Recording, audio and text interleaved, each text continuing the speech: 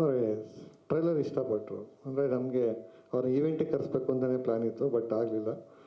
ಅವ್ರದ್ದು ಡೇಟ್ಸ್, ಅವ್ರ ಸಿನಿಮಾ, ಹೊಸ ಸಿನಿಮಾ ತಯಾರಿ, ಹಾಗಾಗಿ ನಾವು ಅಲ್ಲೇ ಅವ್ರ ಹತ್ರ ಹೋಗಿ ಅವರೇ ಕರೆದ್ರು, ಬನ್ನಿ ನಾನು ನಿಮಗೆ ಡಿಜಿಟಲ್ ರಿಲೀಸ್ ಮಾಡಿಕೊಡ್ತೀನಿ ಅಂತ ಹೇಳಿದ್ರು. ಸೊ ಹಾಗಾಗಿ ಅಲ್ಲಿ ಹೋದ್ವಿ. ಸೊ ಆಬ್ವಿಯಸ್ಲಿ ನಮ್ಮ ಸಿನಿಮಾ ನೋಡಿದ ತಕ್ಷಣ ಫಸ್ಟ್ ಹೇಳಿದೆ ವಾವ್ ಅಷ್ಟು ಹೇಳಿದ್ರು. ಎಸ್ಪೆಷಲಿ ಮ್ಯೂಸಿಕ್ಕು ಮತ್ತು ಸಿನಿಮಾಟೋಗ್ರಫಿ ವರ್ಕು, ಆಮೇಲೆ ವಿಜಯ್ ಮತ್ತು ಪ್ರಿಯಾಂಕಾ ಅವರ ಆನ್ ಸ್ಕ್ರೀನ್ ಕೆಮಿಸ್ಟ್ರಿ. ಅಂದರೆ ನಿಮಗೆ ಆ್ಯಕ್ಟರ್ಗಳಿಗೆ ಬೇಗ ಗೊತ್ತಾಗುತ್ತೆ. ಅಂದರೆ ಒಂದು ಇಂಟಿಮೇಟ್ ಆಗಿರೋಂಥ ಒಂದು ಹತ್ತಿರ ನೀವು ಕುತ್ಕೊಂಡು ಮಾತಾಡೋಂಥ ಕಾನ್ವರ್ಸೇಷನ್ನು, ಅದು ಕೆಮಿಸ್ಟ್ರಿ ವರ್ಕ್ ಆದರೆ ಮಾತ್ರ ನಿಮ್ಗೆ ಅಲ್ಲಿ ರಿಯಲ್ ಅಂತ ಫೀಲ್ ಆಗುತ್ತೆ. ಇಲ್ಲ ಅಂತಂದರೆ ಎರಡು ದೇಹ ಮಾತಾಡ್ತಾ ಇದೆ ಅನ್ನೋ ಥರ ಗ್ಯಾಪ್ ಬರುತ್ತಲ್ಲ. ಬಟ್ ಇವ್ರದ್ದು ಆ ಒಂದು 2-3 ಸೀನ್ಗಳದ್ದು ಡೈಲಾಗ್ಸ್ ಕೇಳಿ ನೀವಿಬ್ರದ್ದು ಆನ್ ಸ್ಕ್ರೀನ್ ಕೆಮಿಸ್ಟ್ರಿ ತುಂಬ ಚೆನ್ನಾಗಿದೆ. ಸೊ ಸಿನಿಮಾ ವಿಜುವಲಿ ರಿಚ್ನೆಸ್ ಕಾಣಿಸ್ತಾ ಇದೆ. ಸೊ 100% ಸಿನಿಮಾ ಟೈಮ್ ನೋಡ್ಕೊಂಡು ನೋಡ್ತೀನಿ ಅಂತ ಹೇಳಿದ್ದಾರೆ. ಸೊ ಸಪೋರ್ಟಾಗಿ ನಿಂತಿದ್ದಾರೆ, ಅದಕ್ಕಿಂತ ಖುಷಿ ಏನಿದೆ.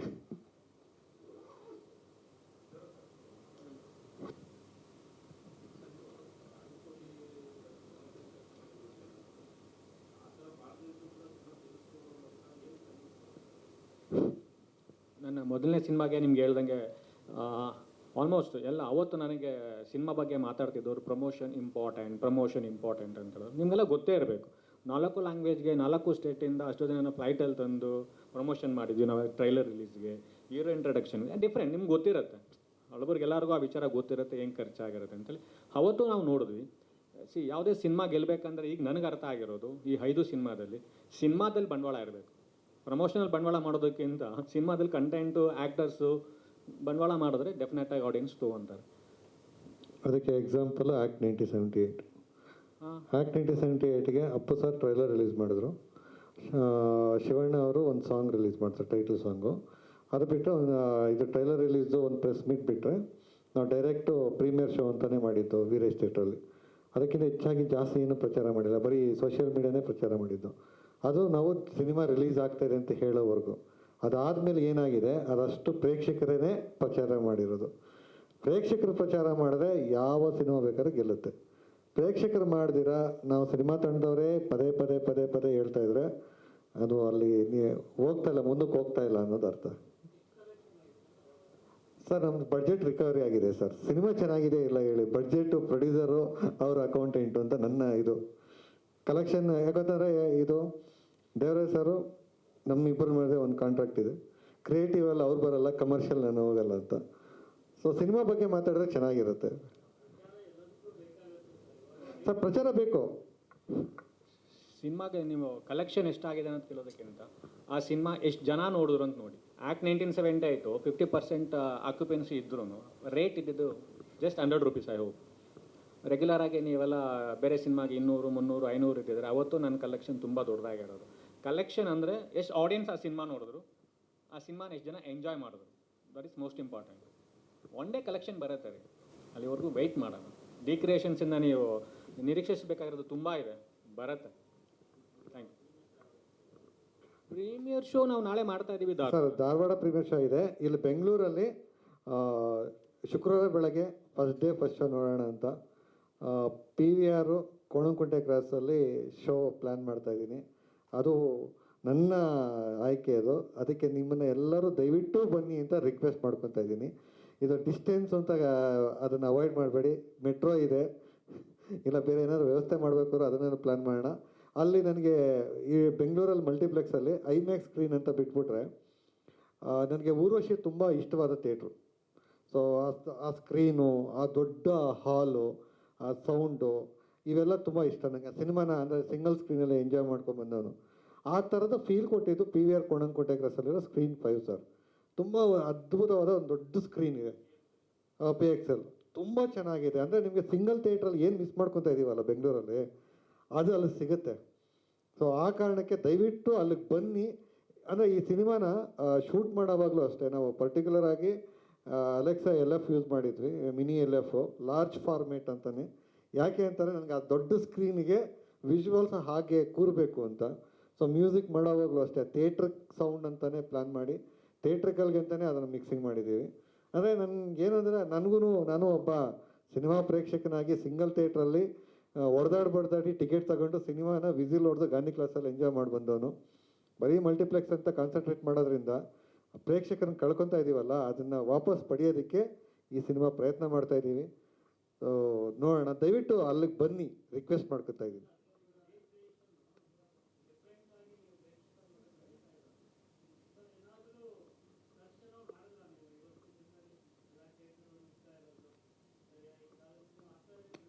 ಖಂಡಿತ ಮಾಡಿದ್ದೀನಿ ಸರ್, ಅದು ನನ್ನ ಪರ್ಸ್ನಲ್ ಡಾಟಾದಲ್ಲಿದೆ. ಈಗ ನಾವು ಏನು ಮಾಡ್ತಾ ಇದ್ದೀವಿ, ನಾನಂದರೆ ಸಿನಿಮಾನ ಬರೀ ಸಿನಿಮಾ ನೋಡೋದು ಸಿನಿಮಾ ಇದಲ್ಲ, ಸಿನಿಮಾದ ಜೊತೆಗೆ ಚಿತ್ರರಂಗದಲ್ಲಿ ಏನಾಗ್ತಾ ಇದೆ ಅದ್ರ ಬಗ್ಗೆ ತುಂಬ ಡೀಟೇಲ್ ಆಗಿ ಎಲ್ಲ ಜೊತೆ ಆಲ್ಮೋಸ್ಟ್ ನಿಮ್ಮಲ್ಲೂ ಸುಮಾರು ಜನ ಜೊತೆ ಪರ್ಸ್ನಲಾಗೂ ಮಾತಾಡ್ತೀನಿ. ಚಿತ್ರರಂಗದ ನನ್ನ ಸಿನಿಮಾ ಬಗ್ಗೆ ಪ್ರಮೋಟ್ ಮಾಡಿ ಅಂತಲ್ಲ, ಸಿನಿಮಾದ ಸಮಸ್ಯೆಗಳ ಬಗ್ಗೆ ಯಾರಂತ ಹೆಸರುಗಳೆಲ್ಲ ಬೇಡ, ಪರ್ಸ್ನಲ್ ಆಗಿ ಎಲ್ಲ ಜೊತೆ ನಾನು ಒಂಥರ ಆ ಸಿನಿಮಾ ನನಗೆ ಶುಕ್ರವಾರ ರಿಲೀಸ್ ಮಾಡಿ ಭಾನುವಾರಕ್ಕೆ ಅಂದರೆ ನೆಕ್ಸ್ಟು ಅಕೌಂಟ್ ಕ್ಲೋಸ್ ಆದಮೇಲೆ ಪ್ರೊಡ್ಯೂಸರ್ ಕಾಸು ಬರುತ್ತೆ ಅಷ್ಟೇ ಅಲ್ಲ ಸರ್, ಸಿನಿಮಾನೇ ಬದುಕು ಅಂತ ಬದುಕ್ತಾ ಇದ್ದೀವಿ. ಸೊ ಅದ್ರ ಬಗ್ಗೆ ಒಂದು ಕಾಳಜಿ ಇಟ್ಕೊಂಡಿದ್ದೀವಿ, ಅದರ ಡೀಟೇಲು ರಿಸರ್ಚು ಎಲ್ಲ ಇಟ್ಕೊಂಡಿದ್ದೀವಿ, ಅದ್ರ ಮೇಲೆ ಕೆಲಸ ಮಾಡ್ತಾಯಿದ್ದೀವಿ. ಬಟ್ ಏನಂತಾರೆ ಅವೆಲ್ಲ ನಮ್ಮ ಪರ್ಸ್ನಲ್ಲು. ಈಗ ನನ್ನ ಹತ್ರ ಇಷ್ಟು ನಂಬರ್ ಇದೆ, ಇಷ್ಟು ರಿಸರ್ಚ್ ಇದೆ ಅನ್ನೋದು ಪ್ರೇಕ್ಷಕರಿಗೆ ಹೇಳೋದಕ್ಕಿಂತ ನಾವು ಈ ಸಿನಿಮಾ ಮಾಡಿದ್ದೀವಿ ನೋಡಿ, ನಿಮ್ಮ ಸಿನಿಮಾ ಇಷ್ಟ ಆಗಿಲ್ವಾ ಅದನ್ನು ಹೇಳಿ, ಆವಾಗ ತಿದ್ಕೊಳ್ಳೋಕ್ಕಾಗತ್ತೆ. ಸಿನಿಮಾ ಇಷ್ಟ ಆಯ್ತಾ ಇನ್ನೊಂದು 4 ಜನ ಕೇಳಿ, ಕನ್ನಡ ಸಿನಿಮಾಗಳು ಮುಂದುವರಿಯುತ್ತೆ. ನನ್ನ ಸಿನಿಮಾ ಗೆಲ್ಲಬೇಕು ಅನ್ನೋದು ನಾನು ಇಷ್ಟಪಡೋದು 3 ಕಾರಣಕ್ಕೆ. ಒಂದು, ನನಗೆ ಇನ್ನೊಂದು ಸಿನಿಮಾ ಸಿಗಬೇಕು. 2ನೇದು ಪ್ರೊಡ್ಯೂಸರ್ ಉಳಿಬೇಕು. 3ನೇದು ನಾನು ಮಾಡ್ತಾ ಇರೋ ಸಿನಿಮಾ ಒಂದು ಸ್ವಲ್ಪ ಏನೋ ಟ್ರೈ ಮಾಡ್ತೀನಲ್ಲ, ಅದು ಹೊಸ ಸಿನಿಮಾ ಮಾಡೋರಿಗೆ ಅದೊಂಥರ ಇನ್ನೊಂದು ಇನ್ಸ್ಪಿರೇಷನ್ ಆಗಬೇಕು ಅನ್ನೋ 3 ಕಾರಣಕ್ಕೆ ಸಿನಿಮಾ ಮಾಡ್ತಾಯಿದ್ದೀನಿ. ಸೊ ಸಕ್ಸಸ್ ಏನಾಗುತ್ತೆ ನೋಡೋಣ.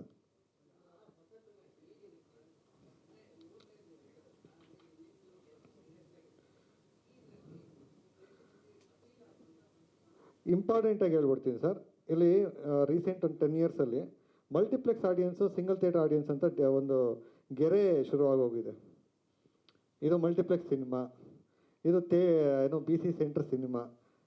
ಈ ಕಾರಣ ಇದೆ ಗೊತ್ತಾ, ಇಲ್ಲಿ ಏನಾಗ್ತದೆ, ಮಲ್ಟಿಪ್ಲೆಕ್ಸ್ ಸಿನಿಮಾ ಅಂದ ತಕ್ಷಣ ಒಂದು ಒಳ್ಳೆ ಸಿನಿಮಾ ಯಾರೋ ಒಬ್ಬ ರಾಯಚೂರಲ್ಲಿ ಯಾವುದೋ ಒಂದು ಲಿಂಗಸ್ಗೂರಲ್ಲಿರೋಂಥ ಒಬ್ಬ ವ್ಯಕ್ತಿಗೆ ಇಷ್ಟ ಆಗೋ ಸಿನಿಮಾ ಅವ್ರಿಗೆ ಥಿಯೇಟ್ರಿಗೆ ಹೋಗ್ತಾ ಇಲ್ಲ. ಅಲ್ಲಿ ಇದಕ್ಕೆ ಎಕ್ಸಾಂಪಲ್ ಹೇಳ್ಬಿಡ್ತೀನಿ. 1920-21 ನಮ್ಮದೇ ಸಿನಿಮಾ ಥಿಯೇಟ್ರಲ್ಲಿ ರಿಲೀಸ್ ಆದಾಗ ನಮಗೆ ಇದು ಮಲ್ಟಿಪ್ಲೆಕ್ಸ್ ಸಿನಿಮಾ ಅಂತ ಹೇಳ್ಬಿಟ್ಟು ಸಿಂಗಲ್ ಥಿಯೇಟರ್ಗಳು ಸುಮಾರು ಕಡೆ ತಗೊಳ್ಳಿಲ್ಲ, ಆ ಕಡೆ ರೀಚ್ ಆಗಲಿಲ್ಲ. ಅದೇ ಸಿನಿಮಾನ ನಾವು ಗಣೇಶ್ ವಿಡಿಯೋ ಥ್ರೂ ಯೂಟ್ಯೂಬಲ್ಲಿ ಹಾಕಿದ್ವಿ. ನೀವು ಆ ಕೆಳಗಡೆ ಕಮೆಂಟ್ಗಳು ನೋಡಿ, ಅದರಲ್ಲಿ ನೋಡಿರೋರು ಯಾರೂ ಬೆಂಗಳೂರಿಗಿಂತ ನಿಮಗೆ ಕರ್ನಾಟಕದ ರಿಮೋಟ್ ಹಳ್ಳಿಗಳು ಊರುಗಳವರೇ ತುಂಬ ಜನ ಇದ್ದಾರೆ. ಅಂದರೆ ಅಲ್ಲಿ ಆಡಿಯನ್ಸ್ ಇದ್ದಾರೆ, ಒಳ್ಳೆ ಸಿನಿಮಾ ನೋಡೋದಕ್ಕೆ ಅಂತಲೇ ಆಡಿಯನ್ಸ್ ಇದ್ದಾರೆ ಅನ್ನೋದು. ನನ್ನ 2 ಸಿನಿಮಾಗಳು ನಾನು ಅದಕ್ಕೇ ನಾವು ಅದನ್ನು ಯೂಟ್ಯೂಬ್ ಕೊಟ್ಟಾಗ ನಾನು ಅವ್ರ ಹತ್ರ ರಿಕ್ವೆಸ್ಟ್ ಮಾಡ್ಕೊಂಡು ಆದಷ್ಟು ಬೇಗ ಅದನ್ನು ಯೂಟ್ಯೂಬ್ಗೆ ಹಾಕಿ ಅಂತ ಆ ಕಮೆಂಟ್ಗಳು ಚೆಕ್ ಮಾಡ್ತಾ ಬರ್ತಾಯಿದ್ದೀನಿ. ಆ್ಯಕ್ಟ್ 1978, ನಾತಿ ಚರಾಮಿ ಮತ್ತು ಈ ಸಿನಿಮಾ 3 ಸಿನಿಮಾಗಳು ಯೂಟ್ಯೂಬಲ್ಲಿದೆ. ಹರಿವೂ ಇದೆ. ಹರಿವು 8 ಲಕ್ಷ ಚಿಲ್ಲರೆ ವ್ಯೂಸ್ ಆಗಿದೆ. ಅದು ಫೆಸ್ಟಿವಲ್ ಸಿನಿಮಾ ಅಂತ ಜನ ಹೇಳ್ತಾರಲ್ಲ, ಬಟ್ ಅದನ್ನು ನೋಡಿರೋಂಥ ಎಷ್ಟೋ ಸಾಮಾನ್ಯ ಪ್ರೇಕ್ಷಕರು ಇವತ್ತಿಗೂ ಆ ಸಿನಿಮಾ ಬಗ್ಗೆ ಮಾತಾಡ್ತಾರೆ.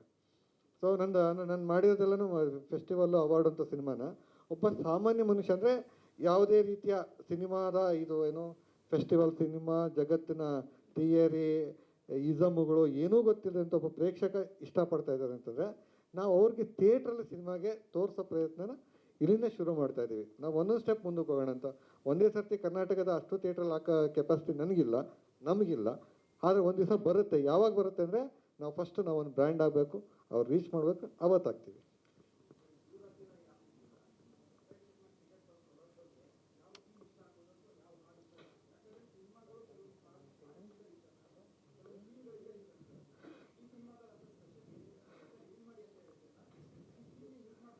ಸರ್ ಈಗ ಏನಾಗುತ್ತೆ ಗೊತ್ತಾ, ದೂರತಿರಾಯನ ಒಂದು ಲೈಫಲ್ಲಿ ನಡೆಯುವಂಥ ಒಂದು ಎಕ್ಸ್ಪೀರಿಯೆನ್ಸ್ನ ನಿಮಗೆ ಕನೆಕ್ಟ್ ಮಾಡೋಂಥ ಸಿನಿಮಾ. ಇದನ್ನು ನಾನು ನಿಮಗೆ ಈ ಸೀನ್ ಇಷ್ಟ ಆಗುತ್ತೆ ಅಂತ ಹೇಳಕ್ಕೆ ಬರಲ್ಲ. ಯಾಕಂತಾರೆ ನಾನು ನೋಡಿರೋ ಲೈಫ್ ಬೇರೆ, ನೀವು ನೋಡಿರೋ ಲೈಫ್ ಬೇರೆ. ಓಕೆ, ನಿಮ್ಮ ಲೈಫ್ ಎಕ್ಸ್ಪೀರಿಯೆನ್ಸ್ ಬೇರೆ ಇರುತ್ತೆ, ನನ್ನ ಲೈಫ್ ಎಕ್ಸ್ಪೀರಿಯೆನ್ಸ್ ಬೇರೆ ಇರುತ್ತೆ, ಪ್ರಿಯಾಂಕಾ ಅವ್ರು ಬೇರೆ ಇರುತ್ತೆ, ದೇವರಾಜ್ ಸರ್ ಬೇರೆ ಇರುತ್ತೆ. ಬಟ್ ಎಲ್ಲರಿಗೂ ಕನೆಕ್ಟ್ ಆಗೋವಂಥ ಕೆಲವೊಂದು ಪಾಯಿಂಟ್ಸ್ ಇರುತ್ತೆ. ನಮ್ಮ ಸಿನಿಮಾದಲ್ಲಿ ಆ ಥರದನ್ನು ಅಲ್ಲಲ್ಲಿ ನಾವು ಕಟ್ಟಿದ್ದೀವಿ. ನನ್ನ ಪ್ರತಿ ಸಿನಿಮಾದಲ್ಲೂ ಆ ಥರದ್ದು ಏನೋ ಒಂದು ತಲಾಟೆ ಕೆಲಸ ಮಾಡಿರ್ತೀನಿ. ಸೊ ಈ ಸಿನಿಮಾದಲ್ಲೂ ಆ ಥರದ ಲೇಯರ್ಸ್ ಇದ್ದಾವೆ. ಇದು ಲೇಯರ್ಸು ನನ್ನ ಸಿನಿಮಾದಲ್ಲಿ ಯಾವುದೋ ಒಂದು ಹಾಡು ಚೇತನ್ ಸರ್ಗೆ ಇಷ್ಟ ಆಗ್ಬೋದು, ಇಲ್ಲಾಂದರೆ ನಿಮ್ಗೆ ಇನ್ಯಾವುದೋ ಒಂದು ಸೀನ್ ಇಷ್ಟ ಆಗ್ಬೋದು, ಇಲ್ಲ ನೀವು ಹುಡುಗಿ ಜೊತೆ ಮಾತಾಡಿದ್ರೆ ಇನ್ಯಾವುದೋ ಒಂದು ಸಂಭಾಷಣೆ ಇಷ್ಟ ಆಗ್ಬೋದು. ಸೊ ಪ್ರತಿಯೊಬ್ಬರಿಗೂ ಕನೆಕ್ಟ್ ಆಗುವಂಥ ಒಂದಲ್ಲ ಒಂದು ಪಾಯಿಂಟ್. ಯಾಕಂತಂದರೆ ಈ ಸಿನಿಮಾದಲ್ಲಿರೋ ಸಬ್ಜೆಕ್ಟ್ ಬಂದ್ಬಿಟ್ಟು ಲವ್. ಅದು ಯೂನಿವರ್ಸಲ್ ಸರ್. ಲವ್ ಅನ್ನೋದಕ್ಕೆ ಜಗತ್ತಲ್ಲಿ ಯಾವ ಹಳ್ಳಿಗೆ ಹೋದ್ರೂ ಲವ್ ಅನ್ನೋದು ಒಂದೇ. ಪ್ರೀತಿ ಅಂದರೆ ಒಂದೇ. ಅದು ಪ್ರೀತಿನೇ. ಆ ಪ್ರೀತಿಗೆ ಬೇರೆ ಬೇರೆ ಇದೆ. ಅದು ತಾಯಿ ಮಗು ಪ್ರೀತಿ ಆಗ್ಬೋದು, ಏನು ಅಣ್ಣ ತಮ್ಮನ ಪ್ರೀತಿ ಆಗ್ಬೋದು, ಅಕ್ಕ ತಂಗಿದಾಗ್ಬೋದು, ಫ್ರೆಂಡ್ಸ್ ಆಗ್ಬೋದು. ಪ್ರೀತಿ ಬೇರೆ, ಪ್ರೀತಿನೇ. ಸೊ ಆ ಯೂನಿವರ್ಸಲ್ ಲ್ಯಾಂಗ್ವೇಜ್ ಈ ಸಿನಿಮಾದಲ್ಲಿದೆ. ಸೊ ಆ ಯೂನಿವರ್ಸಲ್ ಲ್ಯಾಂಗ್ವೇಜಲ್ಲಿರುವಂಥ ಒಂದು ಸಿನಿಮಾದ ಒಂದು ವಿಷಯ ಯಾವುದೇ ಆಗಿರ್ಬೋದು, ಅದು ಎಂಥದೇ ಆಗಿರ್ಬೋದು, ಅದು ನಾನು ಹೇಳೋಕ್ಕೆ ಬರೋಲ್ಲ. ಒಬ್ಬೊಬ್ಬರ ಎಕ್ಸ್ಪೀರಿಯನ್ಸ್ ಒಂದೊಂದಿರುತ್ತೆ. ಅದು ಯಾವುದೋ ಒಂದು ಕನೆಕ್ಟ್ ಆಗಿ ಒಟ್ಟು ನೀವು ಬಂದರೆ ಒಂದು ಕನೆಕ್ಟ್ ಆಗಿ ನಿಮಗೆ ಸಿನಿಮಾ ಥಿಯೇಟ್ರಿಂದ ಆಚೆ ಹೋದ್ಮೇಲೆ ಸಿನಿಮಾ ನಿಮ್ಮ ತಲೆಯಲ್ಲಿ ಅಟ್ಲೀಸ್ಟ್ ಒಂದು 3 hours ಆದರೂ ಓಡುತ್ತೆ ಅನ್ನೋ ಒಂದು ಗ್ಯಾರಂಟಿ ನಂದು.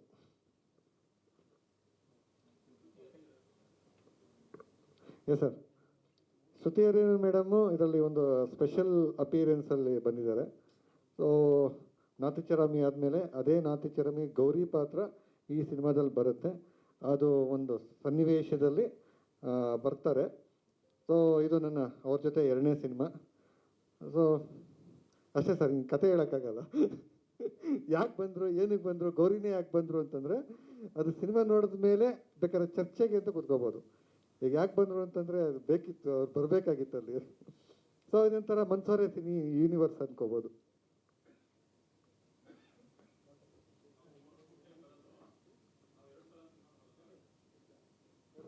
ಅಲ್ಲ, ನೀವು ಕೋಣಂಕುಂಟೆಗೆ ಬಂದು ಈ ಒಂದೇ ಸಿನಿಮಾ 4 ಸಿನಿಮಾ ನೋಡೋಷ್ಟು ಖುಷಿ ಆಗುತ್ತೆ. ಅಲ್ಲ, ಈ ಒಂದೇ ಸಿನಿಮಾದಲ್ಲಿ ನಿಮ್ಗೆ 4 ಸಿನಿಮಾದ ಖುಷಿ ಸಿಗುತ್ತೆ.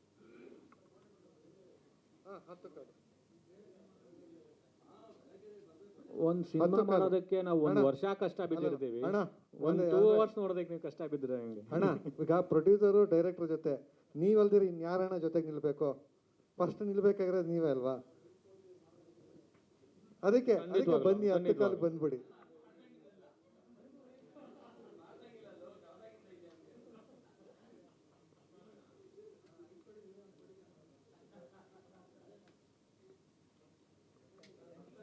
ಹೈದರಾಬಾದ್ ಕಾಸ್ಟ್ ಜಾಸ್ತಿ ಆಗಿತ್ತು. ಅದು ಹೈದರಾಬಾದ್ ಪ್ರಶ್ನೆ ಇನ್ನೇನಾದ್ರು ಚರ್ಚೆ?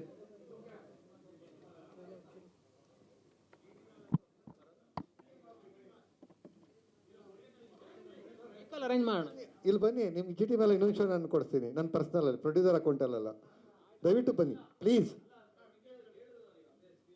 ಹೌದು, ಓಕೆ. ಈಗ ಬಂದ್ರಾ? ಅಲ್ಲಲ್ಲ, ಆ ಸ್ಕ್ರೀನ್ ಗೊತ್ತಾಯ್ತಲ್ಲ ಏನಕ್ಕೆ ಅಂತ. ನೀವು ಗೊತ್ತು ತಾನೇ, ಅದು ಸ್ಕ್ರೀನ್ 5 ಗೊತ್ತಲ್ವಾ? ಅದು ಎಕ್ಸ್ಪೀರಿಯನ್ಸ್ ಗೊತ್ತಲ್ವಾ? ಎಕ್ಸ್ಪೀರಿಯನ್ಸ್ ಇದೆಯಲ್ವಾ? ಸೊ ಆ ಸಿನಿಮಾ, ನಮ್ಮ ಸಿನಿಮಾದ ಟ್ರೈಲರ್ ನೋಡಿದ್ದೀರಲ್ವಾ? ಅದರಲ್ಲಿ ಒಂದಷ್ಟು ಸಮುದ್ರದ್ದು ಕಾಡು ನೀರು ನೋಡಿದ್ದೀರಲ್ಲ, ಅದನ್ನು ಅದೇ ಫಾರ್ಮೇಟ್ ಅಂತಲೇ ಶೂಟ್ ಮಾಡಿದೆ ನಾವು. IMAX ಫಾರ್ಮೇಟಲ್ಲಿ ಶೂಟ್ ಮಾಡಿಲ್ಲ. ಒಂದು ದೊಡ್ಡ ಸ್ಕ್ರೀನ್. ಹಾಂ, ನಾವು ಧಾರವಾಡ ಶೋ ಪ್ಲಾನ್ ಇಲ್ಲ ಅಂದಿದ್ರೆ ಒಂದು ದಿವಸ ಮುಂಚೆನೇ ತೋರಿಸ್ತಾ ಇದ್ದೆ. ಧಾರವಾಡದಲ್ಲಿ ನೈಟ್ ಶೋ ಮುಗಿಸ್ಕೊಂಡು ನಾವು ಅಲ್ಲಿಂದ ಎಷ್ಟೊತ್ತಾಗುತ್ತೋ ಗೊತ್ತಿಲ್ಲ ಹೊರಡೋದು. ನೈಟಲ್ಲಿ ಟ್ರಾವೆಲ್ ಮಾಡಿ ಬಂದು ಮತ್ತೆ ನಿಮಗೆ ಟೈಮ್ಗೆ ಶೋಗೆ ಅರೇಂಜ್ ಮಾಡೋದಕ್ಕೆ ಇಲ್ಲಿ ಪಬ್ಲಿಸಿಟೀಸು ನಾನು, ದೇವರಾಜ್ ಸರು, ನಮ್ಮ ವೀರೇಂದ್ರ, ಸಂತೋಷ್, ಇವರು ಪ್ರಚಾರ, ಪ್ರೆಸ್ ಅಂದರೆ ಇಂಟರ್ವ್ಯೂಗಳು ಇವೆಲ್ಲ ಮಾಡಿಕೊಂಡು ಸಂಜೆ ಶೋಗೆ ಆ ಟೈಮ್ ಬರೋಕ್ಕಾಗತ್ತೆ ಅಲ್ವ ಅಂತ ಗ್ಯಾರಂಟಿ ಕಷ್ಟ ಇದೆ. ಟೈಟ್ ಸ್ಕೆಡ್ಯೂಲ್ ಇದೆ. ಆ ಕಾರಣಕ್ಕೆ ಗುರುವಾರ ಕಮಿಟ್ ಆಗ್ಬಿಟ್ಟು ಡಿಲೇ ಆಗಿ ನಿಮಗೂ ಹರ್ಟ್ ಆಗಬಾರ್ದು, ನನಗೂ ಇದಾಗೋದು ಬೇಡ. ಶುಕ್ರವಾರ ಒಟ್ಟಿಗೆ ನೋಡೋಣ ಬನ್ನಿ ಪ್ಲೀಸ್. ಇಷ್ಟು ಪ್ರೀತಿನ ಕರೀತಾ ಇದ್ದೀನಿ, ಬೇಡ ಅಂದ್ಬಿಡ್ತೀರಾ? ಮೆಟ್ರೋ ಇದೆ, ಡೈರೆಕ್ಟ್ ಲ್ಯಾಂಡ್ ಆಗ್ಬೋದು. ಹಾಂ, ಕೋಣಂಕುಟ್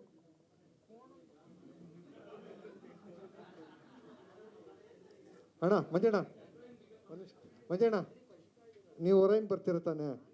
ಹೊರೈನ್ ಹತ್ರ ಮೆಟ್ರೋ ಹತ್ಬಿಡಿ, ಸೀದಾ ಲ್ಯಾಂಡ್ ಆಗ್ಬೋದು.